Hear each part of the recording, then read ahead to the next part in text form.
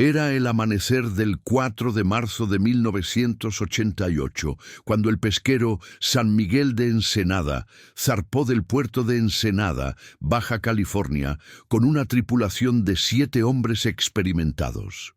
El cielo estaba despejado, el mar tranquilo, y nadie imaginaba que ese sería el último día que alguien vería con vida a esos pescadores. La embarcación, de 12 metros de eslora, pertenecía a Rodrigo Mendoza, un hombre de 53 años que había dedicado toda su vida al mar. Con él navegaban su hijo menor Tomás, de apenas 19 años, junto a 5 pescadores más: Esteban Ruiz, Mauricio Salazar, Felipe Cortés, Ignacio Vega y el joven aprendiz Daniel Ochoa, de 21 años. Antes de que continúes leyendo esta increíble historia, te invito a que te suscribas al canal y dejes un comentario diciéndonos desde qué parte del mundo nos estás viendo. Tu apoyo nos motiva a seguir trayendo estos relatos que te mantienen al filo de tu asiento.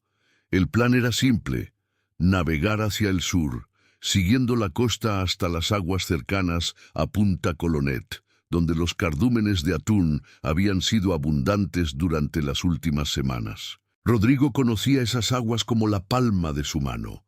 Había navegado por esas rutas desde que tenía 15 años, aprendiendo de su propio padre los secretos de las corrientes, las mareas y los puntos donde el pescado se concentraba. Era un hombre respetado en el puerto, conocido por su prudencia y por nunca arriesgar innecesariamente la vida de su tripulación. La esposa de Rodrigo, Carmen Mendoza, había preparado el desayuno esa madrugada. Mientras su esposo revisaba las últimas provisiones, ella observaba a Tomás ajustarse el chaleco salvavidas. El muchacho estaba emocionado. Era apenas su tercera salida en el barco de su padre, y cada vez que regresaba, llegaba con historias del mar que compartía con sus hermanos menores durante la cena. Carmen sintió un nudo en el estómago esa mañana, pero lo atribuyó al cansancio. Había tenido una noche inquieta, plagada de sueños confusos que no lograba recordar del todo.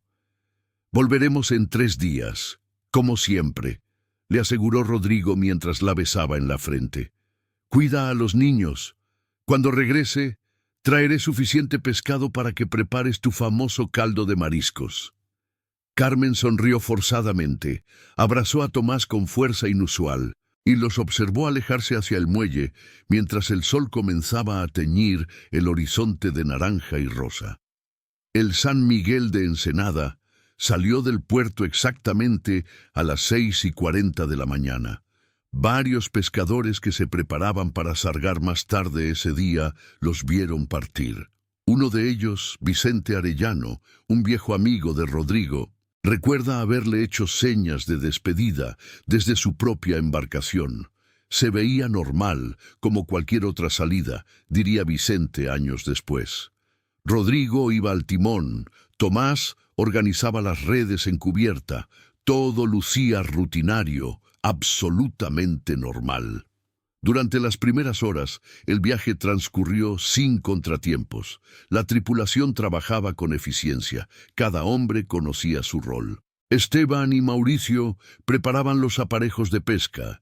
Felipe revisaba el motor mientras Ignacio monitoreaba la radio, manteniéndose en contacto esporádico con otras embarcaciones de la zona.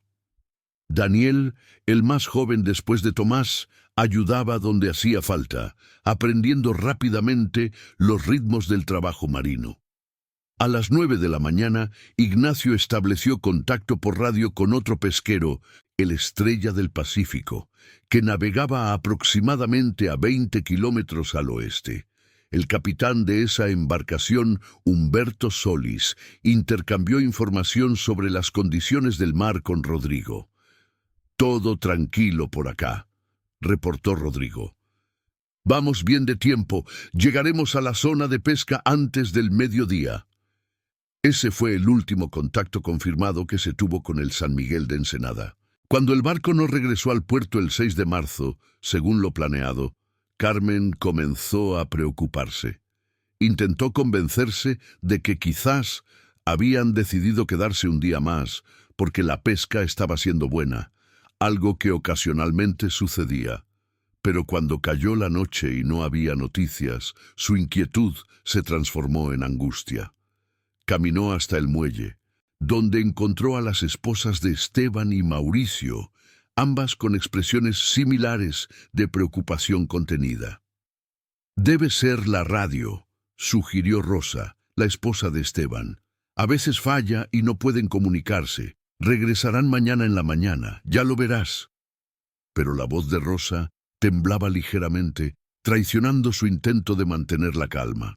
Las tres mujeres se quedaron en el muelle hasta pasada la medianoche, escudriñando el horizonte oscuro en busca de las luces del San Miguel de Ensenada.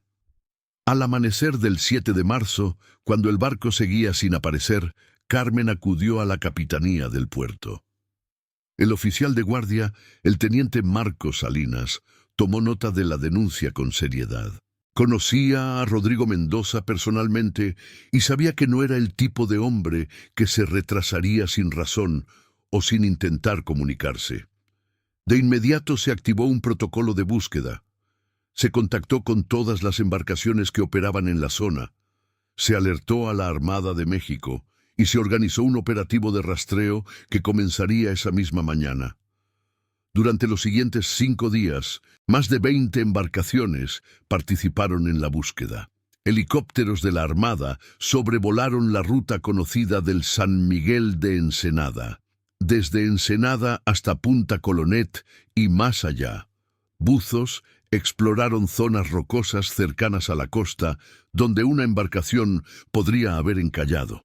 Se interrogó a todos los pescadores que habían estado en el mar durante esos días. Nadie había visto nada inusual. Nadie había escuchado llamadas de auxilio por radio. Era como si el barco y sus 7 tripulantes se hubieran evaporado en el aire salado del Pacífico. El hermano mayor de Tomás, Ricardo Mendoza, de 26 años, dejó su trabajo en Tijuana y regresó inmediatamente a Ensenada para apoyar a su madre.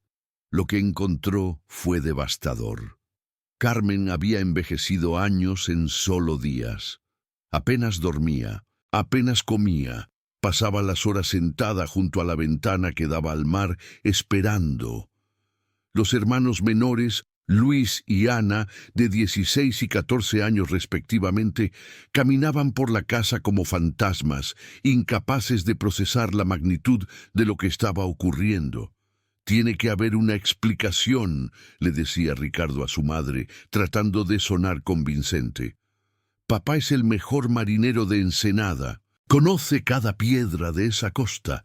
Si hay alguien que puede sobrevivir cualquier situación en el mar, es él». Carmen asentía sin responder, sus ojos fijos en el horizonte invisible más allá de la ventana. En su corazón, algo ya sabía la verdad que su mente se negaba a aceptar. La búsqueda oficial continuó durante 2 semanas completas. Cada día que pasaba sin resultados erosionaba un poco más la esperanza de las familias. Se exploraron bahías remotas, se contactó con guardacostas estadounidenses por si la corriente hubiera arrastrado algún resto hacia el norte, se revisaron todas las ensenadas y playas entre Ensenada y San Quintín. Nada, ni un pedazo de madera, ni un chaleco salvavidas, ni el más mínimo indicio de que el San Miguel de Ensenada hubiera existido alguna vez. El 25 de marzo de 1988, exactamente 3 semanas después de la desaparición, la búsqueda oficial fue suspendida. El dictamen preliminar fue ambiguo. Desaparición en el mar por causas desconocidas. No había evidencia de naufragio, no había testigos, no había pistas. 7 hombres y una embarcación completa simplemente se habían desvanecido. Para las autoridades, el caso quedaba como uno más de los muchos accidentes marítimos que ocurrían cada año en las peligrosas aguas del Pacífico mexicano. Para las familias, comenzaba un infierno de incertidumbre que duraría décadas. Carmen Mendoza se negó a aceptar que su esposo y su hijo hubieran muerto. Durante meses, cada vez que sonaba el teléfono, Su corazón saltaba con la esperanza de que fuera Rodrigo llamando desde algún hospital remoto, contando una historia improbable de supervivencia. Cada vez que alguien tocaba la puerta, se preparaba para ver a Tomás entrando con su sonrisa tímida, pidiendo perdón por haberla hecho sufrir. Pero las llamadas eran solo de familiares preocupados, y las visitas eran de vecinos que traían comida que ella no podía comer. Ricardo asumió el rol de cabeza de familia. Consiguió trabajo en los muelles, cargando y descargando mercancía, un trabajo duro, pero que le permitía mantener a su madre y hermanos. Luis abandonó la escuela para ayudar económicamente, algo que destrozó a Carmen, pero que no pudo impedir. Ana se volvió silenciosa y retraída. Pasaba horas dibujando en su cuaderno imágenes del mar, del barco de su padre, de su hermano Tomás, sonriendo. En el puerto, la desaparición del San Miguel de Ensenada se convirtió en leyenda.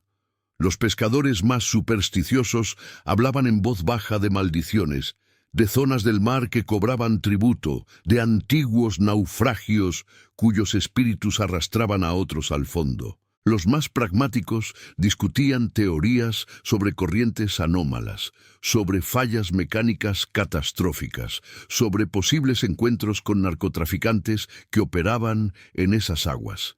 Pero eran solo especulaciones, humo que se disipaba sin proporcionar respuestas reales. Vicente Arellano, el viejo amigo de Rodrigo, nunca dejó de buscar. Cada vez que salía a pescar, desviaba su ruta para explorar calas y formaciones rocosas donde una embarcación dañada podría haber intentado refugiarse. Llevaba binoculares potentes y observaba meticulosamente cada playa remota, cada acumulación de algas donde podría haber restos flotantes. Su obsesión preocupaba a su propia familia, pero Vicente sentía que le debía eso a su amigo. Rodrigo habría hecho lo mismo por mí, le decía a su esposa cada vez que ella le rogaba que dejara de buscar fantasmas. Los años pasaron con una lentitud cruel para las familias de los desaparecidos. Carmen envejeció prematuramente, su cabello se volvió completamente blanco antes de cumplir 60 años. Desarrolló artritis severa que le dificultaba caminar, pero cada tarde, sin falta, se arrastraba hasta la ventana para mirar el mar. Ricardo se casó en 1993 y tuvo 2 hijos, pero nunca se mudó lejos de la casa familiar. Sentía que abandonar a su madre sería traicionar la memoria de su padre y hermano. Luis encontró consuelo en la religión. Se hizo muy cercano al padre Sebastián, el sacerdote de la parroquia local, y durante un tiempo consideró hacerse seminarista. Finalmente decidió no seguir ese camino, pero mantuvo una fe profunda, que parecía ser lo único que le daba paz. Ana, la menor, se convirtió en profesora de arte. Sus pinturas siempre incluían el mar de alguna forma, algunas veces sereno y hermoso, otras veces oscuro y amenazante. Nunca se casó, dedicó su vida a cuidar de su madre y a mantener viva la memoria de su padre y hermano. En 1995, 7 años después de la desaparición, hubo un momento de esperanza cruel. Un pescador reportó haber encontrado restos de una embarcación encallada en unas rocas cerca de Punta Banda, a unos 30 kilómetros al sur de Ensenada. Las familias se reunieron con urgencia, el corazón acelerado entre el terror y la anticipación. Ricardo y Luis acompañaron a las autoridades al lugar. Lo que encontraron fue efectivamente un naufragio, pero no era el San Miguel de Ensenada. Era otra embarcación, más antigua, que había estado allí probablemente durante décadas. La decepción fue devastadora, como abrir una herida que apenas había comenzado a cicatrizar. Las otras familias afectadas seguían sus propios procesos de duelo. Rosa, la viuda de Esteban Ruiz, se mudó a Mexicali con sus 3 hijos, incapaz de seguir viviendo en un pueblo donde cada rincón le recordaba a su esposo. La madre de Daniel Ochoa, el aprendiz más joven, murió en 1992 de un infarto, y muchos en el pueblo dijeron que había sido de pena acumulada. La hermana de Mauricio Salazar se convirtió en activista, presionando a las autoridades para mejorar los protocolos de seguridad marítima y los sistemas de rastreo de embarcaciones pesqueras. Vicente Arellano se jubiló de la pesca en el año 2000, a los 68 años. Su salud ya no le permitía las largas jornadas en el mar, pero su compromiso de búsqueda nunca cesó. Comenzó a caminar las playas regularmente, armado con un detector de metales que había comprado con sus ahorros. Encontró monedas, latas, pedazos de motores oxidados, pero nada relacionado con el San Miguel de Ensenada. Su esposa, Elena, lo acompañaba a menudo en estos paseos, no tanto porque creyera que encontrarían algo, sino porque sabía que Vicente necesitaba seguir buscando para mantener su cordura. El tiempo tiene una forma peculiar de difuminar incluso los dolores más agudos. Para el año 2010, 22 años después de la desaparición, la tragedia del San Miguel de Ensenada era recordada principalmente por quienes la habían vivido directamente. Una nueva generación de pescadores trabajaba en el puerto, la mayoría demasiado jóvenes para recordar a Rodrigo Mendoza o a su tripulación. La vida en Ensenada había continuado, como siempre lo hace, indiferente al sufrimiento individual de sus habitantes. Carmen Mendoza cumplió 80 años en 2015. Su salud estaba muy deteriorada, confinada a una silla de ruedas y con la memoria comenzando a fallarle. Pero había momentos de lucidez en los que aún preguntaba por Rodrigo y por Tomás, como si acabaran de salir a pescar esa mañana y estuvieran por regresar en cualquier momento. Ana cuidaba de ella con devoción infinita, leyéndole cartas viejas que Rodrigo le había escrito durante su noviazgo, mostrándole fotografías descoloridas de tiempos más felices. Ricardo, ahora un hombre de 53 años, la misma edad que su padre tenía cuando desapareció, a veces se miraba en el espejo y veía el rostro de Rodrigo devolviéndole la mirada. Había heredado los mismos ojos oscuros, la misma línea de la mandíbula, el mismo inicio de canas en las sienes. Trabajaba ahora como supervisor en el puerto, un puesto respetable que le permitía vivir con comodidad. Sus propios hijos, Andrés y Mónica, ya eran adultos, y aunque conocían la historia de su abuelo y tío desaparecidos, para ellos era más una leyenda familiar que una realidad tangible. Fue Andrés, el nieto de Rodrigo, quien en 2018 comenzó a investigar seriamente lo ocurrido. Estudiaba periodismo en la Universidad Autónoma de Baja California y decidió hacer su proyecto de tesis sobre desapariciones marítimas en la región. Empezó revisando archivos de periódicos viejos, entrevistando a pescadores jubilados, buscando patrones que las autoridades pudieran haber pasado por alto 30 años atrás. Lo que descubrió fue perturbador. Durante 1987 y 1988 hubo una serie de desapariciones de embarcaciones pesqueras en la costa de Baja California que nunca fueron investigadas como casos potencialmente relacionados. Además del San Miguel de Ensenada, al menos otros 3 barcos pequeños desaparecieron en un radio de 100 kilómetros durante ese período de 2 años. Ninguno dejó rastro. Las autoridades habían tratado cada caso como un incidente aislado. Accidentes desafortunados, pero comunes en la peligrosa profesión de la pesca. Pero Andrés notó algo que conectaba algunos de estos casos. Varios de los barcos habían reportado en sus últimas comunicaciones haber visto actividad inusual cerca de ciertas formaciones rocosas al sur de Punta Colonet. Las descripciones eran vagas, frecuentemente descartadas como malas interpretaciones o exageraciones. Un capitán había mencionado luces en la costa donde no debería haber nada. Otro había reportado movimiento de vehículos en zonas inaccesibles por tierra, Un tercero había comentado sobre embarcaciones grandes sin identificación que se movían por la noche. Cuando Andrés presentó estos hallazgos a su padre Ricardo, la reacción fue compleja. Por un lado había un destello de algo parecido a la esperanza, la posibilidad de finalmente entender qué había pasado. Por otro lado, había miedo. Si lo que Andrés sugería era cierto, si había algo más siniestro detrás de las desapariciones que simples accidentes marítimos, ¿realmente querían abrir esa puerta después de 3 décadas? «Tu abuela está muy enferma», le dijo Ricardo a su hijo. «Si vas a seguir con esto, tienes que estar preparado para lo que puedas encontrar.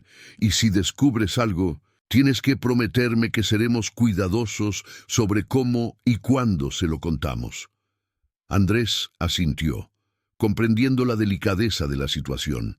No estaba buscando reavivar viejos dolores, estaba buscando verdad, cierre, algo que su familia no había tenido durante toda su vida.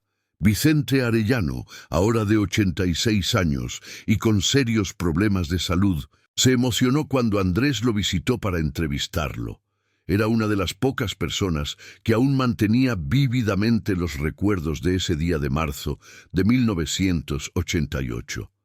«Siempre supe que había algo más», le confió Vicente al joven con voz temblorosa. «Rodrigo era demasiado bueno, demasiado cuidadoso. No habría cometido un error que resultara en ese tipo de desaparición total. Y 7 hombres, una embarcación completa, sin un solo rastro. Es imposible, a menos que algo o alguien hiciera desaparecer todo intencionalmente». Vicente le mostró a Andrés mapas detallados que había estado marcando durante décadas. Había trazado corrientes, identificado patrones de clima, señalado cada lugar donde había buscado personalmente. También había recopilado recortes de periódicos sobre todas las desapariciones similares, no solo las de 1987-1988, sino casos que se remontaban hasta 1975. «Mira aquí», señaló con un dedo artrítico un área específica del mapa, una zona de formaciones rocosas complejas cerca de Punta Colonet.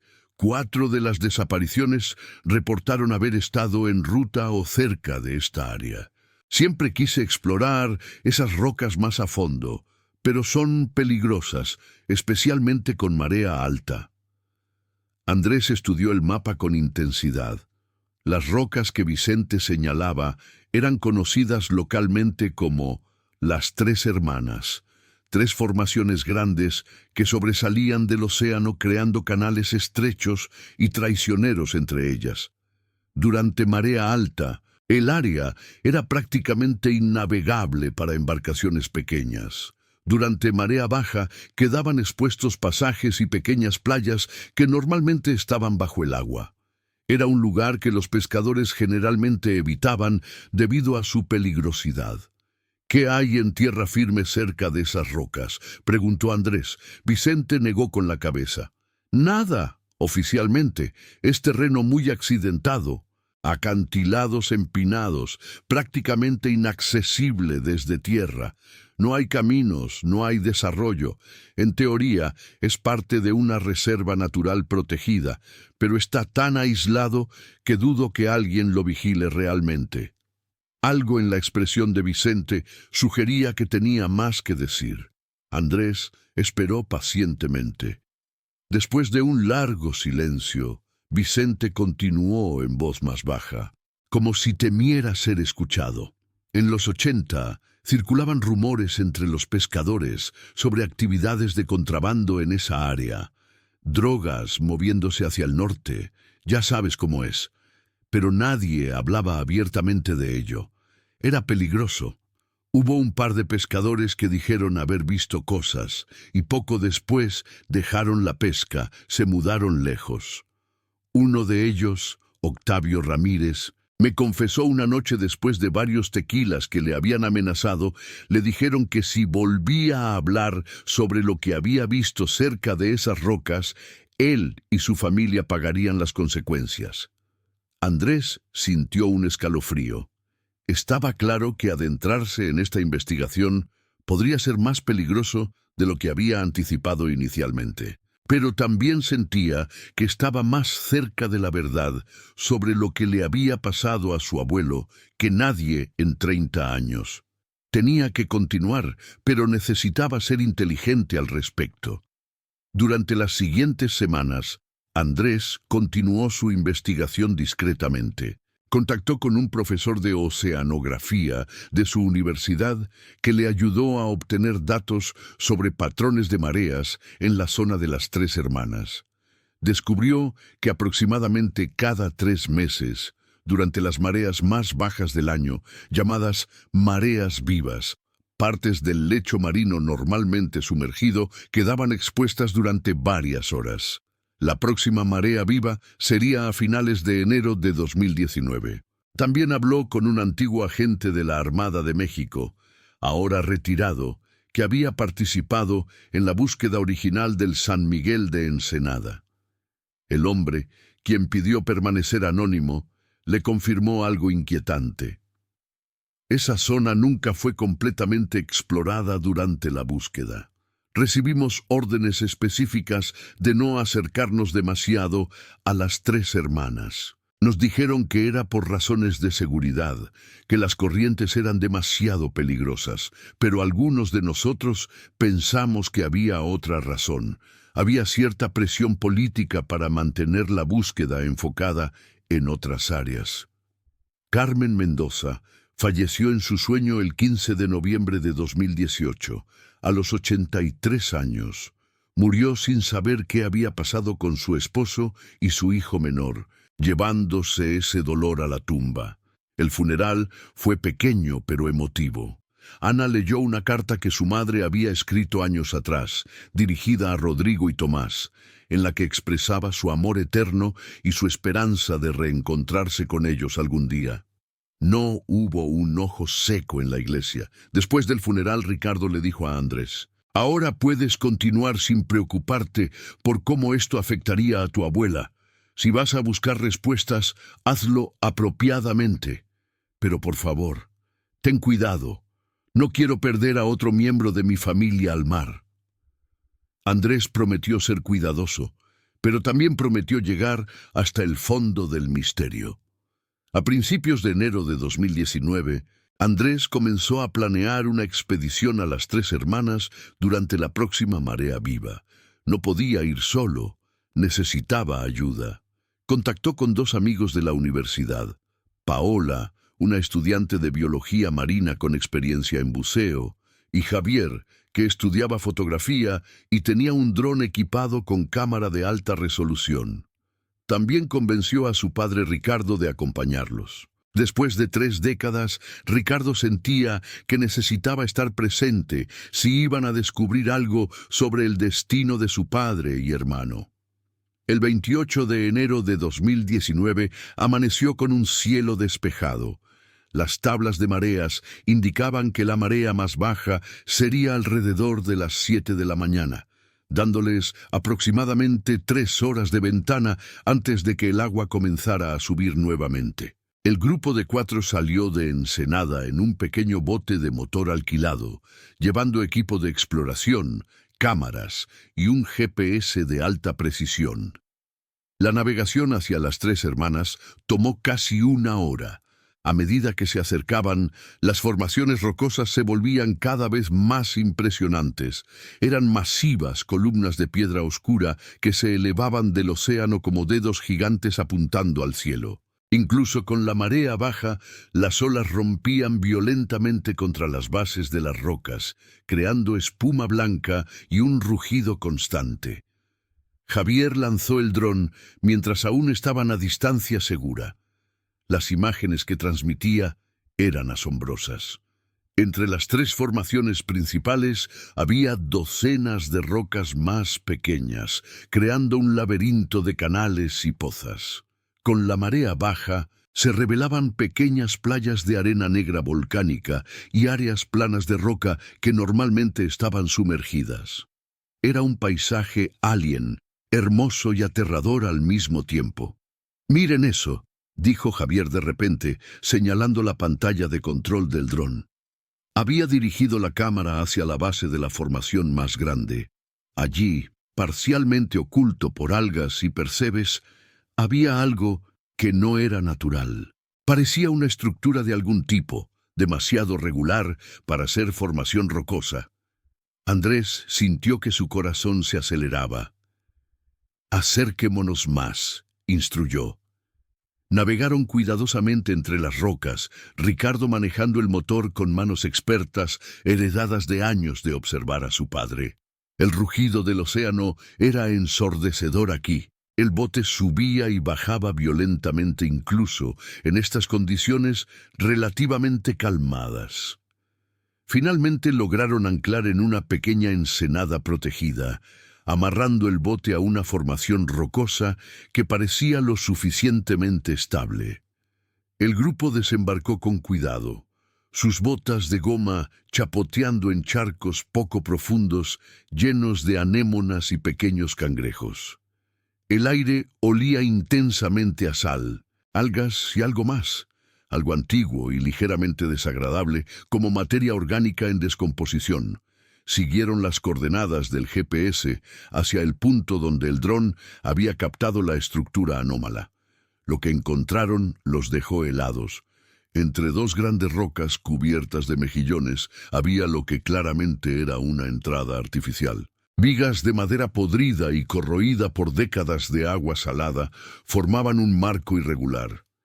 Detrás se abría una oscuridad profunda, una cueva o túnel que se adentraba hacia el interior de la formación rocosa. El piso de la entrada estaba cubierto de arena negra y desechos marinos, pero también había algo más. Pedazos de plástico descolorido, fragmentos de lo que podría haber sido equipo náutico y algo que hizo que Paola jadeara, un trozo de red de pesca relativamente moderno enredado en una de las vigas. «Esto no es natural», susurró Ricardo, su voz apenas audible sobre el sonido del océano. «Alguien construyó esto, alguien lo está usando o lo usó». Andrés sacó una linterna potente de su mochila y apuntó hacia el interior de la entrada. El haz de luz revelaba un pasaje que se extendía al menos 10 metros hacia el interior de la roca antes de curvarse fuera de la vista. Las paredes eran una mezcla de piedra natural y mampostería antigua. El techo estaba reforzado con más vigas de madera en varios estados de deterioro. Javier comenzó a tomar fotografías frenéticamente. «Necesitamos documentar todo esto antes de entrar. Si algo pasa, al menos habrá registro». Era un pensamiento sombrío pero necesario. Paola sacó una pequeña cámara de acción y se la sujetó al pecho. «Voy a grabar en vídeo todo lo que veamos ahí dentro. Alguien debería quedarse aquí fuera, en el bote, por si acaso». Ricardo negó con la cabeza. «He esperado 30 años por esto. Voy a entrar. No me importa qué haya ahí dentro». Después de asegurarse de que todo estaba documentado, el grupo procedió hacia el interior. El pasaje era estrecho y bajo en algunas partes, obligándolos a agacharse. El aire era húmedo y viciado.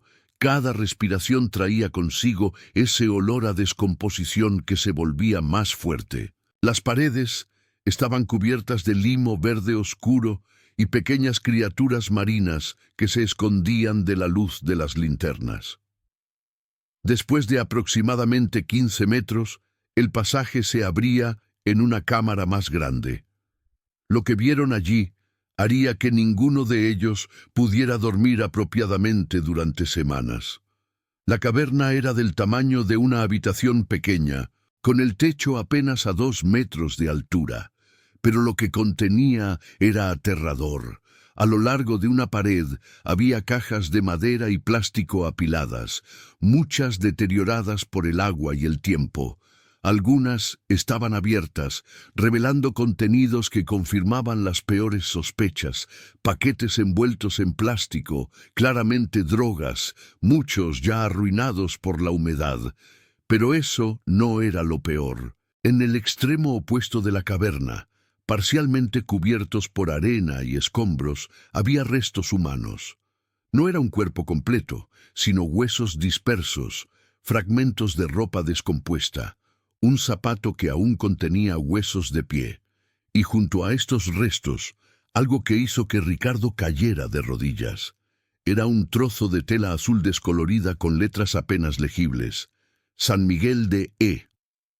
El resto estaba demasiado deteriorado para leerlo, pero no había duda. Era parte del nombre de la embarcación de su padre. Ricardo comenzó a llorar, grandes sollozos que sacudían todo su cuerpo. Andrés se arrodilló junto a él, abrazándolo mientras también luchaba con sus propias emociones. Habían encontrado algo, finalmente tenían respuestas, pero las respuestas eran más horribles de lo que habían imaginado. Su abuelo y su tío no habían muerto en un accidente, habían sido víctimas de algo deliberado, algo criminal. Paola, manteniendo una compostura profesional admirable, comenzó a documentar cuidadosamente todo en la caverna con su cámara. Javier hacía lo mismo con fotografías. «Necesitamos evidencia sólida antes de salir de aquí», dijo Paola con voz temblorosa. «Esto tiene que ser reportado a las autoridades apropiadas, pero necesitan ver lo que nosotros estamos viendo». Mientras exploraban más la caverna, encontraron más evidencia perturbadora. Había otros huesos, sugiriendo que había más de una víctima. Había pedazos de diferentes embarcaciones, pequeños fragmentos de madera con pintura de varios colores, pedazos de motor, un chaleco salvavidas con un nombre casi ilegible que podría haber sido Mauricio. Era un cementerio, un lugar donde habían desaparecido múltiples tripulaciones a lo largo de años. En una esquina de la caverna había algo que parecía haber sido un campamento temporal. Latas de comida oxidadas, una estufa de camping portátil, algunas mantas podridas. «Alguien estuvo viviendo aquí por períodos», observó Andrés. «Probablemente contrabandistas, usando este lugar como escondite, almacén, punto de transferencia para drogas, moviéndose hacia el norte». La lógica era terrible pero clara. Los pescadores que accidentalmente se acercaban demasiado a esta operación, que veían cosas que no debían ver, eran eliminados. Sus embarcaciones destruidas o hundidas, los cuerpos ocultos aquí donde la marea alta aseguraba que raramente alguien pudiera acceder. «Tenemos que irnos», dijo Javier, mirando su reloj con preocupación. «La marea está comenzando a subir. En una hora, este lugar va a estar completamente inundado». Nadie quería irse, especialmente Ricardo, pero sabían que era necesario. Tomaron las últimas fotografías y videos. Andrés recogió cuidadosamente algunos de los huesos más pequeños y el trozo de tela del San Miguel de Ensenada, y el grupo comenzó a retroceder por el pasaje. El agua ya estaba comenzando a filtrarse más profundamente en el túnel mientras salían. Para cuando llegaron a la entrada, el nivel del mar había subido notablemente. Tuvieron que vadear a través de agua que llegaba a sus rodillas para alcanzar el bote. El océano, que había estado relativamente calmado, ahora mostraba su verdadera naturaleza. Olas grandes rompían contra las rocas, el bote tiraba violentamente de sus amarres. Desatar el bote y salir de la ensenada fue aterrador. Varias veces parecía que iban a ser empujados contra las rocas. Ricardo, usando toda su experiencia, logró maniobrar el bote a través de los canales estrechos y finalmente hacia aguas abiertas. Todos estaban empapados, temblando tanto del frío como de la adrenalina y la conmoción emocional de lo que habían descubierto. El viaje de regreso a Ensenada fue largo y silencioso. Cada uno estaba perdido en sus propios pensamientos, procesando las implicaciones de lo que habían encontrado. Cuando finalmente atracaron en el puerto, ya pasaban de las 11 de la mañana. Andrés inmediatamente sacó su teléfono y llamó a un contacto que tenía en la oficina del fiscal general del estado. «Necesito reportar un hallazgo importante relacionado con crímenes potenciales y desapariciones múltiples». Es urgente. Las autoridades respondieron rápidamente. Para la tarde, un equipo completo de investigadores forenses, agentes del Ministerio Público y personal de la Armada de México se había desplegado. Se organizó una expedición oficial a las tres hermanas para la siguiente marea baja, que sería en 2 días. Andrés, Ricardo, Paola y Javier fueron interrogados extensamente, sus fotografías y videos confiscados como evidencia. Les advirtieron que no hablaran públicamente sobre lo descubierto hasta que la investigación oficial estuviera completa. Los siguientes días fueron una agonía de espera. Ana, la tía de Andrés, tuvo que ser informada sobre el descubrimiento. Su reacción fue compleja, una mezcla de alivio por finalmente tener respuestas y horror por la naturaleza de esas respuestas. Siempre supe que algo malo le había pasado, dijo entre lágrimas. Pero nunca imaginé esto. Nunca imaginé que alguien intencionalmente les hiciera daño.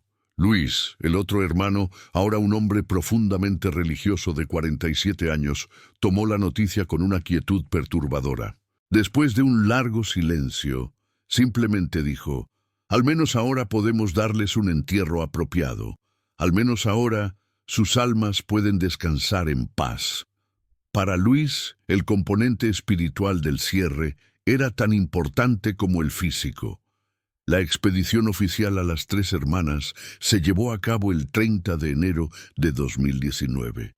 Un equipo de forenses, buzos especializados, investigadores criminales y personal militar exploró exhaustivamente la caverna y las áreas circundantes. Lo que encontraron confirmó y amplió lo que Andrés y su grupo habían descubierto. Además de la caverna inicial, había otros 2 espacios conectados, túneles que se adentraban profundamente en el complejo de rocas. En total, se recuperaron restos óseos de al menos 11 individuos diferentes. El análisis forense comenzó inmediatamente. Se utilizaron registros dentales, ADN de familiares y objetos personales encontrados junto a los restos para intentar identificaciones. El proceso sería largo, potencialmente tomando meses o incluso años para algunas víctimas, pero las primeras identificaciones confirmaron lo que la familia Mendoza ya sabía en sus corazones. Los restos de Rodrigo Mendoza y su hijo Tomás fueron identificados positivamente a través de análisis de ADN comparado con muestras de Ricardo y Ana. También fueron identificados positivamente los restos de Esteban Ruiz, Mauricio Salazar y el joven aprendiz Daniel Ochoa.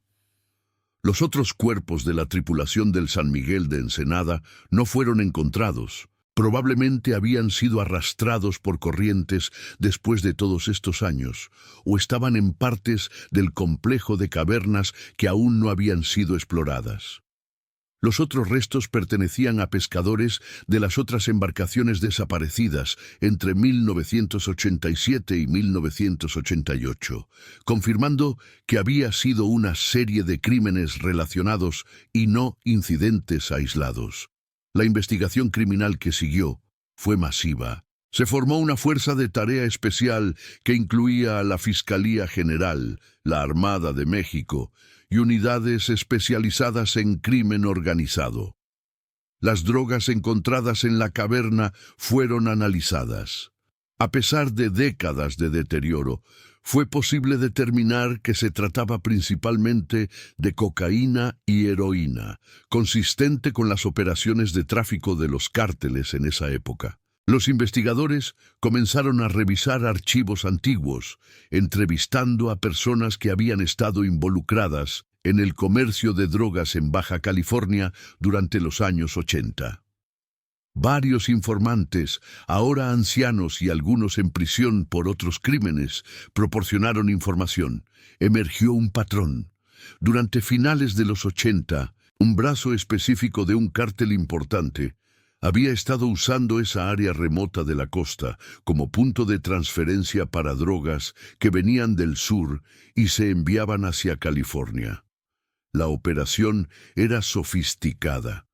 Utilizaban el sistema de cavernas naturales ampliado artificialmente como almacén temporal. Durante las mareas bajas, pequeñas embarcaciones podían entrar para cargar o descargar mercancía. Durante las mareas altas, el lugar era inaccesible y por lo tanto seguro de redadas. Tenían vigilantes en las alturas de los acantilados que monitoreaban cualquier actividad naval o de pescadores en la zona. Los pescadores que tenían la mala fortuna de acercarse demasiado, o peor aún, de ver directamente las operaciones de carga, eran considerados testigos peligrosos. La orden era eliminarlos. Las embarcaciones eran hundidas en aguas profundas, los cuerpos ocultados en las cavernas donde era improbable que fueran encontrados. Era un sistema brutal, pero efectivo, que había operado durante años sin ser detectado. Varios nombres surgieron durante la investigación como posibles responsables, miembros del cártel que habían dirigido esas operaciones. Algunos estaban muertos, víctimas de las guerras internas del narcotráfico. Otros estaban en prisión por delitos no relacionados. Unos pocos aún vivían en libertad, pero eran hombres ancianos ahora, en sus 70 u 80. Las autoridades trabajaron para construir casos contra aquellos que aún podían ser procesados legalmente. En abril de 2019 se llevó a cabo una serie de arrestos. 4 hombres fueron acusados de múltiples cargos de homicidio, asociación delictuosa y tráfico de drogas.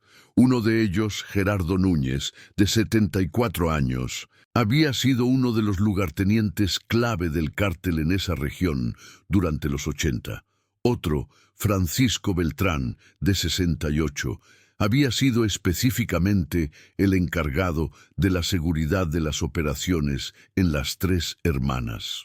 Los otros 2 eran exmiembros del cártel que habían participado directamente en algunos de los asesinatos. El juicio comenzó en septiembre de 2019 y se extendió durante meses. Fue un proceso doloroso para todas las familias afectadas. Tuvieron que escuchar en detalle cómo sus seres queridos habían sido asesinados, cómo los cuerpos habían sido dispuestos. Los testimonios fueron desgarradores. Un exmiembro del cártel que había aceptado testificar a cambio de una sentencia reducida describió cómo el San Miguel de Ensenada había sido interceptado en la mañana del 4 de marzo de 1988. Según su testimonio, la tripulación había navegado demasiado cerca de las Tres Hermanas durante una operación de carga. Los vigilantes los habían visto observando con binoculares, probablemente curiosos sobre la actividad inusual en un área normalmente desierta. Se tomó la decisión de eliminar a toda la tripulación. Una lancha rápida del cártel interceptó el pesquero. Hombres armados abordaron. Hubo una confrontación breve. Rodrigo había intentado negociar, prometiendo que no dirían nada, pero no hubo misericordia. Los 7 hombres fueron forzados a entrar en las cavernas cuando bajó la marea. Allí fueron ejecutados. Sus cuerpos quedaron en la caverna mientras que el San Miguel de Ensenada fue remolcado mar adentro y deliberadamente hundido en aguas profundas. Se aseguraron de que no quedara evidencia flotante, por eso nunca se encontró ni un pedazo de la embarcación durante las búsquedas. Era un sistema que habían perfeccionado. Habían hecho lo mismo con al menos otras 3 tripulaciones durante esos años. Ricardo tuvo que salir de la sala del tribunal varias veces durante estos testimonios, incapaz de soportar los detalles. Ana se mantuvo firme, tomando notas, como si documentar cada palabra de alguna manera honrara la memoria de su padre y hermano. Luis rezaba silenciosamente, sus labios moviéndose en oración continua mientras las horribles verdades eran reveladas. El juicio concluyó en febrero de 2020. Los 4 acusados fueron encontrados culpables de múltiples cargos de homicidio calificado, asociación delictuosa para delinquir y otros crímenes relacionados. Las sentencias fueron severas. Gerardo Núñez y Francisco Beltrán recibieron sentencias de 50 años, sin posibilidad de libertad anticipada.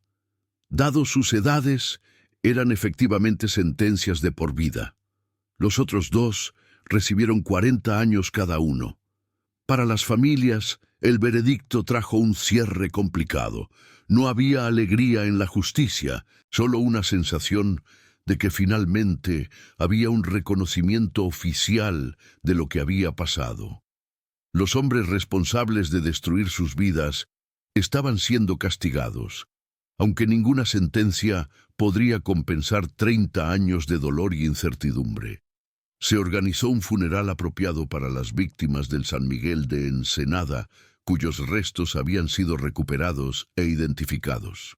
Fue una ceremonia grande y emotiva realizada en la misma iglesia donde habían tenido el funeral de Carmen. El padre Sebastián, ahora anciano pero aún activo, presidió la ceremonia. «Estos hombres no murieron en el mar como pensamos», dijo en su homilía. «Fueron arrebatados violentamente de sus familias por la codicia y la crueldad de otros. Pero ahora, finalmente, pueden descansar en paz, sabiendo que sus familias tienen respuestas y que se ha hecho justicia». Los ataúdes, conteniendo los restos de Rodrigo, Tomás, Esteban, Mauricio y Daniel, fueron enterrados en el cementerio local, cada uno con una lápida que listaba no solo sus fechas de nacimiento y muerte, sino también la frase «Pescador de Ensenada, recordado con amor». Rosa, la viuda de Esteban, que se había mudado a Mexicali décadas atrás, regresó para el funeral. Era una mujer de 70 años ahora, encorvada por los años y el dolor, pero finalmente tenía el cierre que había anhelado durante toda su vida adulta.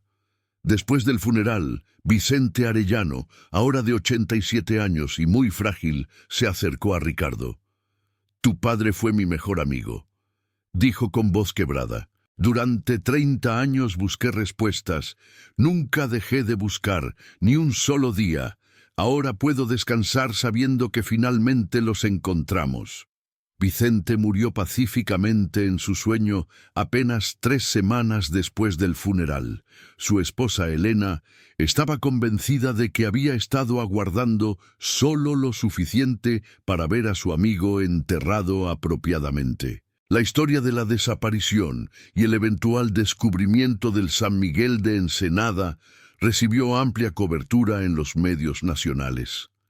Andrés completó su tesis, que fue publicada posteriormente como un libro titulado Las Tres Hermanas, una tragedia del mar y la justicia retrasada. Se convirtió en un bestseller regional y ayudó a atraer atención no solo a este caso específico, sino a la problemática más amplia de desapariciones relacionadas con el narcotráfico en México. El libro también impulsó cambios en políticas. Se implementaron nuevos protocolos para investigar desapariciones de embarcaciones pesqueras, requiriendo que se consideraran todas las posibilidades, incluyendo actividad criminal, no solo accidentes marítimos. Se mejoró la coordinación entre diferentes agencias gubernamentales para el rastreo y búsqueda de embarcaciones desaparecidas.